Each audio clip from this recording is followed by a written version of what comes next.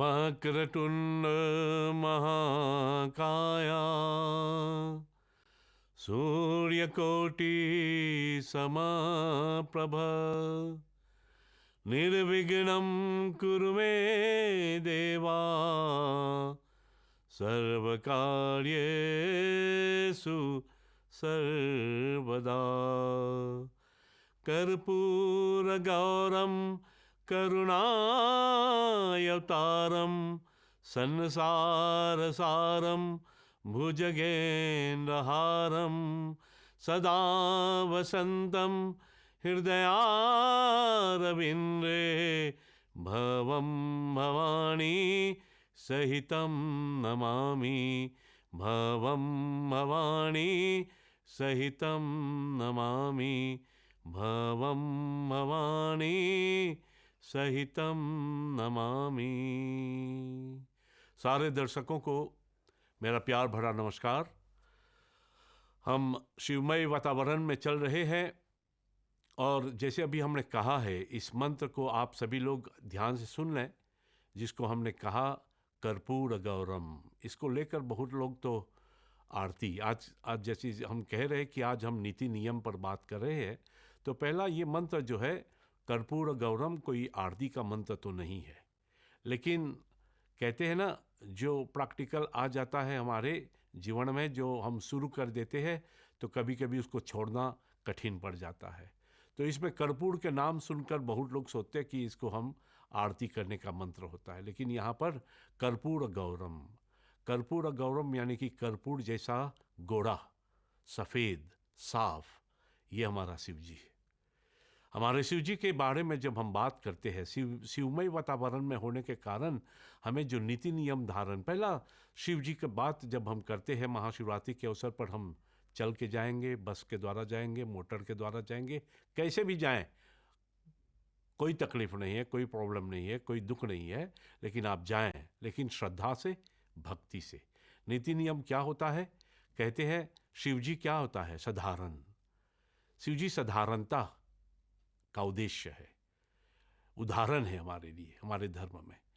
तो साधारण क्यों? साधारण क्योंकि उनके सामने तो केवल भस्म होता है ना, वे केवल भस्म से अपने आप को सुशोभित करते हैं, और इसीलिए साधारणता भाव हमें अपने जीवन में लाना चाहिए। तो जब हम परी तालाब जाएंगे, जब हम गंगा तालाब को जाएंगे, किसी भाव से भी जाएं, जैसे मैंने कहा, कोई भी, जो मोटर हो, पैदल हो, कुछ भी हो, आप जा रहे हैं, लेकिन साधारणता जो है ये बहुत होनी चाहिए। यही नीति नियम है कि हम साधारण भाव से चलें, और साधारणता भाव से जब हम रखेंगे तो हमें भोलेनाथ के लक्ष्य को प्राप्त करेंगे। और जो पहनावा होता है, वो हमेशा क्या पहनते हैं, राइट? तो जो पहनते हैं तो उनका रंग तो है सफ़ेद, जो है सफ़ेद रंग का पहनावा क्या होता है? शुद्ध, पवित्रता, शुद्ध और पवित्रता का प्रतीक है।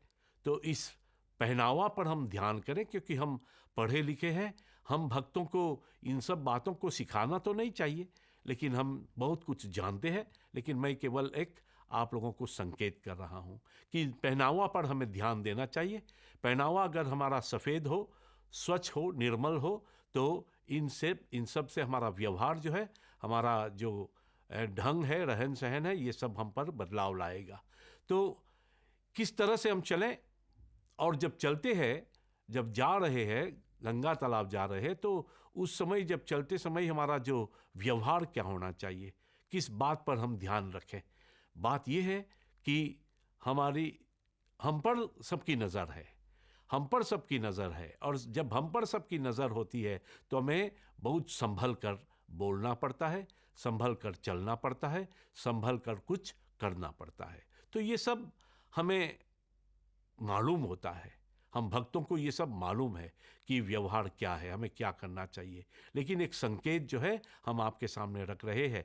तो याद रखना, शिवमय वातावरण में डूबने के लिए आप में साधारणता भाव होनी चाहिए।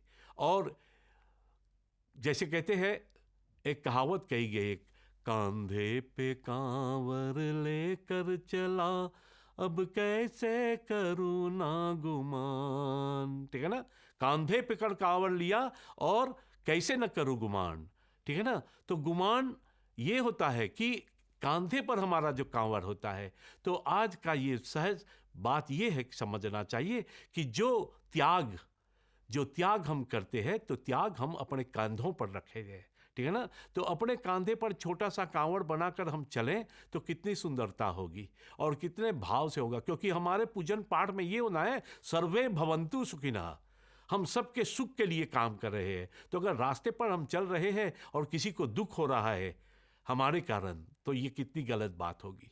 तो कांधे पर कांवर अपने कांधे पर एक पंक्ति पर लेकर चले और इतने स्वभाव से, इतने ढंग से, अच्छा से चले, तो जाके हमारा ये व्रत जो है, हमारा ये जो नियम, जो महाशिवरात्रि है, इनका जो फल है हमें ज़रूर प्राप्त होना चाहिए। क्यों? क्योंकि चल कर जा रहे हैं व्यवहार से, ढंग से, रहन सहन से। अगर इसमें हम पहनावा में हम ध्यान दें और हर तरह से हमारा जीवन जो है सफलता के प्राप्त चलता रहेगा।